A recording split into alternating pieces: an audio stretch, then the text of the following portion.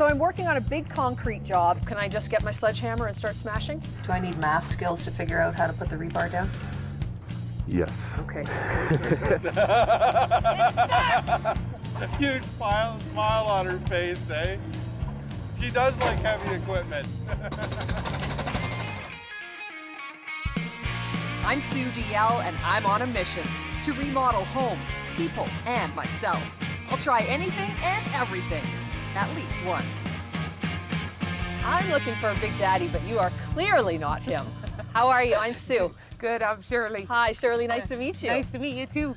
I'm excited to get working on this job. I Yes. hear this is quite a big project we're going to be on. Yes, everything's sinking. Really? Yeah. Is that typical, or is this kind of a weird anomaly, or No, do you this see is a lot of that? this is quite normal when we redo driveways and sidewalks and stuff like this. This is what's been happening. This Really? is a 30-year-old. So Shirley, this is obviously a big project, and I'm ready to go. So can I just get my sledgehammer and start smashing? How's it work? no, I usually we meet with the homeowners first. We go over everything with her. Yep. She called me. We had done a previous job before. Okay. And I'll go over everything with her. I'll take square footage. I'll Okay. give her a detailed estimate. We go over everything she wants to do. So you're really the first line of people that people see when Big Daddy comes to do the work. Yeah. So this is obviously looking pretty messy. Yes. What exactly are we doing here on this job?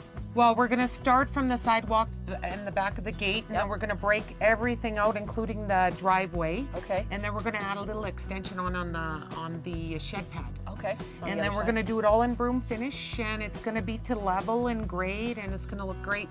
It needs a lot of love, obviously. So Yes. I think whatever you guys do, it's going to look fantastic. I'm excited to get started on this job.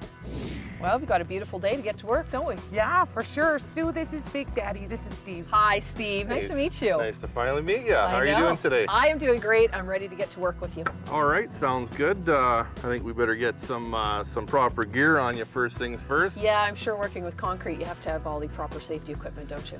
Yeah, for sure. I have a nice pedicure, though. Yeah, the toes look lovely. Yeah. But All right, Big Daddy, I'm ready to rock. Ready Got my to steel go? toes on. Got my uniform on. So we've already got a bit of a start here, Yep. and we've already done the run through with the customer to save you a bit of time there. Thank you. Yeah, you bet. Nice That's of what you. I'm here for. So the homeowner let us know that we have a wood foundation house. Now that's unusual, isn't it? It is a little unusual. Every once in a while you run into one. What does that mean with a wood foundation house? What does that mean for you and what you're going to do? So a lot of times in the newer construction with the concrete foundations, you can bolt support and drill into that concrete foundation to support your sidewalks and driveways. But with an older house and with a wood foundation, you can't do it? No. You can see how much it's sunk. Yep. The actual level is the top line right here on this step here. That's where it would have been back in the day. That's where it should have been. And here, just to give you another idea here Yeah. as well. Oh, it's way off. Yeah, so you always want to slope all the water away from your foundation, get out of there, but this is just, it's a bit ridiculous how much slope is on here now. Yeah. All right, Let's get started. you bet. What are you lollygagging around for? Move it. I am a bit of a lollygagger.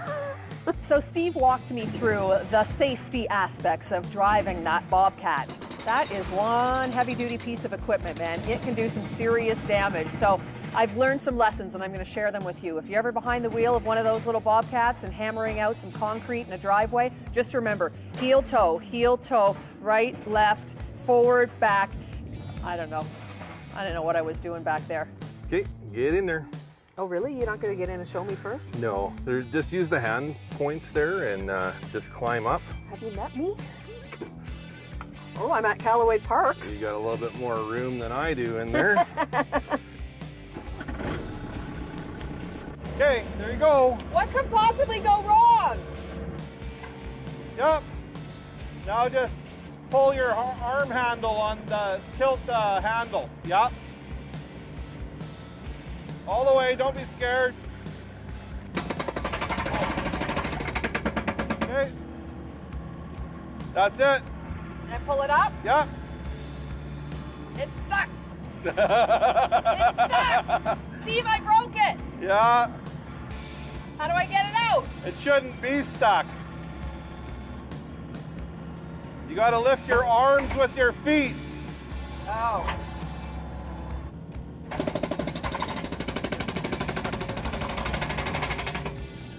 Just a huge smile on her face, eh? She does like heavy equipment. Apparently I'm not allowed back in the Bobcat. Steve said, no more of that. He's got another job for me. Now I'm gonna go shovel up all the rubble with Chuck. Great. I'll try anything and everything, at least once. Am I doing it right? Yeah, you are. Right. And if you get too much of an angle like that, you can lift it straight up and down and just push it right through. Okay.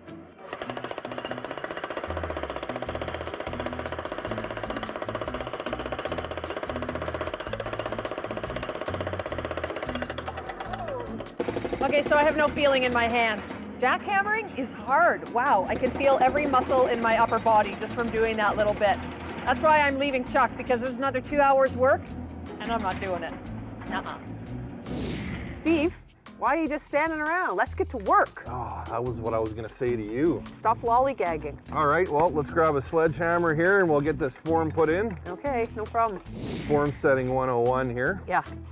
We want to get nice and straight off the house. So Do you we do come that by down eye? How do you measure that out? here. We actually string it off the house. Yeah.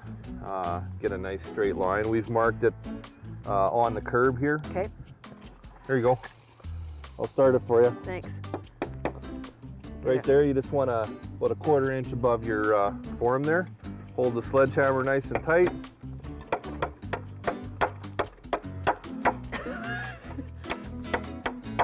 That's okay. I put my wooden eye in this morning. That's the problem. They can edit all the times that you missed, so just keep going.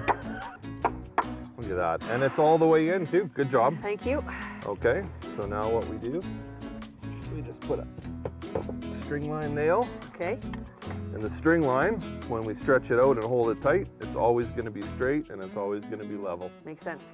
Just put our string on because that's our height and our straight to our line and our curb. Just pull it nice and tight and hold it right on the edge of that brick because that's where we want to be straight too. As tight as you can. Okay, now we got our straight. You can let the string go for now. Okay. We'll just sit on the inside, and if you want to hold the level, the bottom of level, right Yep. on this line right there. Okay. See the line? Yes, I do. That's pre-leveled from the garage slab, which Okay. is our height. Look at that. Wow. That's how much this sunk. That is unbelievable, So- Steve. I can't believe that much. That being level, we do want some slope on it. Because you want it to run away from the house, right? Exactly. So, Steve, now that we've broken out all the concrete, and, well, should I say I've broken out all the concrete and removed it, what's our next step? Normally, what we would do is we would drill holes in the foundation wall Anywhere? and install Anywhere would be brackets. fine. But on a wood foundation, what we do is we just we screw pressure treated 2x4s right on the wall, just below concrete, sort of a ledger board that it can sit on. Because we can't drill in like a normal foundation to support the sidewalk, we've got our rebar right up tight, right onto the ledger board that we nailed on because of the wood foundation. So the concrete is going to come in, thicken down, and it's going to sit right on this board. And that board is screwed into the wall, aggressively screwed into the wall, so that it's got really good support on it. So the weight of a little 3-inch slab should support it for a small sidewalk like this. So it's going to be a lot better in the long run for them that we put that on. So this is a new ledger board here. We noticed on the original job the garage pad actually bows out about 2 inches and back in on the door buck. So it's not very straight. We didn't have any support on the middle, so we put an extra ledger board in here. We should be grabbing on the sides. We put an extra board in here just to help hold it up. And also, the garage was a little thin to what it should be, but we drilled in wherever we could for our 2-foot grid of rebar, just for support in the garage pad, wherever we could. As well, we auger pillars 4 feet deep and we'll put lots of rebar in and out of those pillars to tie in the slab. So it would sit to like a teeter-totter on the pillar and the ledger board to balance it. Yep. So basically this driveway, this walkway, this should last a very long time because you guys have done it right from the base up to the top. You bet. That's what we're going for. I'll try anything and everything, at least once. While Sue was lollygagging, we thought we'd come in here with some thickened edge forms. We got all the cribbing done.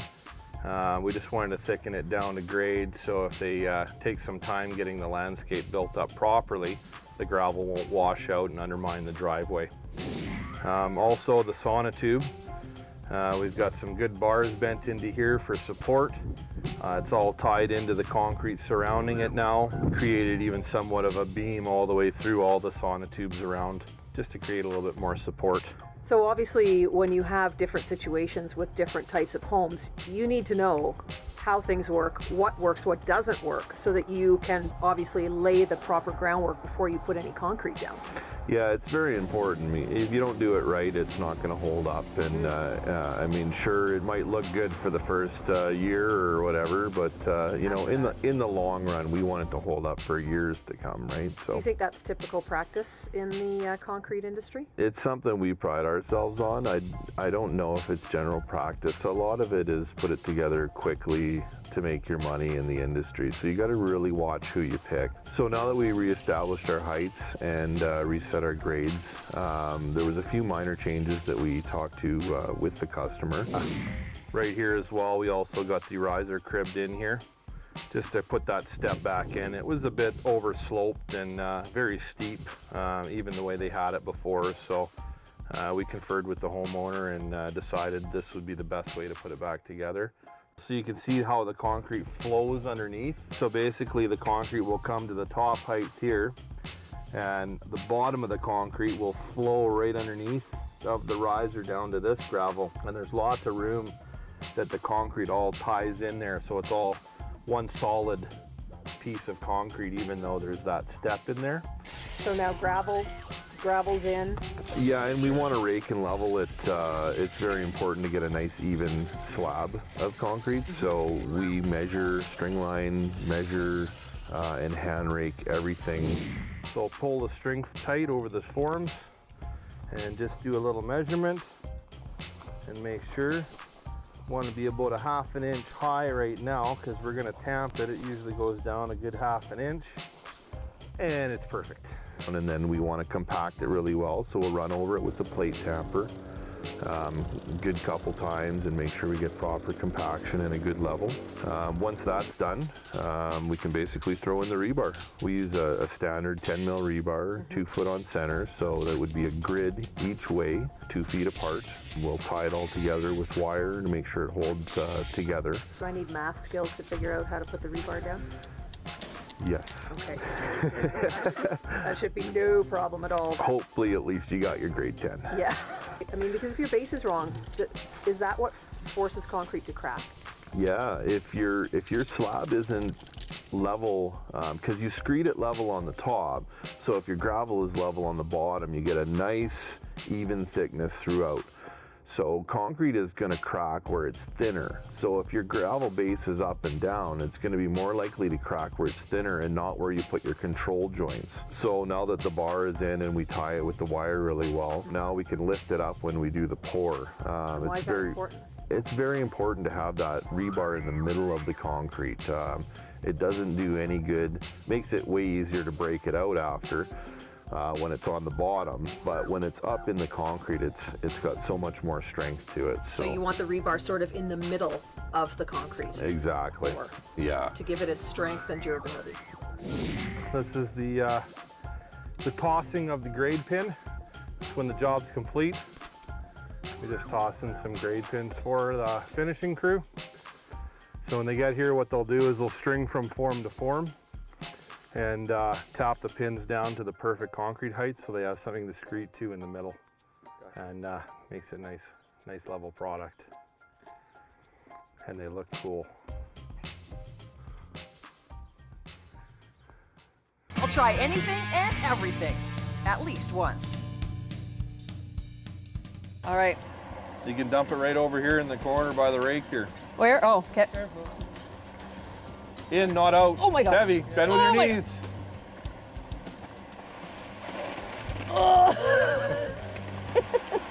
Good spotting. That's teamwork right there. Good Thank spotting. you, boys. And we've got screed pins in. What's that mean? So what we've done is held a string right across the form. Yeah. And set pins to the proper height so it's nice and level. Okay. And then what we're going to do is pour concrete down. Yeah. And go from our finish level to our finish level and pull it all back nice and smooth. Yeah. Even if you, You have don't a wanna- Range Rover, you don't want to have to use it to get up your driveway. You don't want an undulating driveway, is that what you're saying?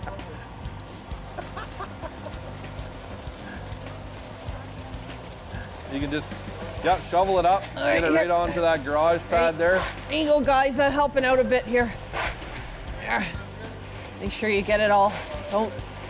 You're welcome. Look at, I even went out and got new sporty rubber boots for you guys.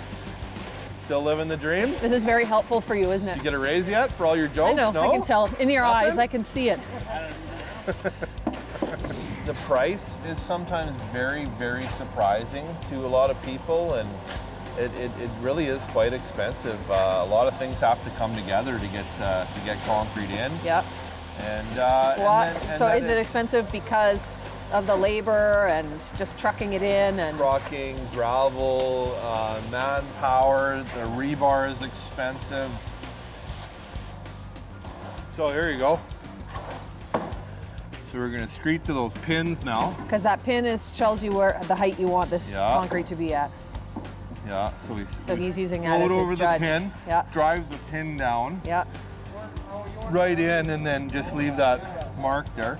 So And then everybody you screed knows. from your finish height there to here. Yeah. Now we're straight. Now we can go from this floated mark on the side to this screeded mark, and you pull that middle down, and then you just do So- little squares. So it keeps it all nice and flush and flat. You betcha. Okay, so explain to me why they're doing the lines in the driveway. What's that for?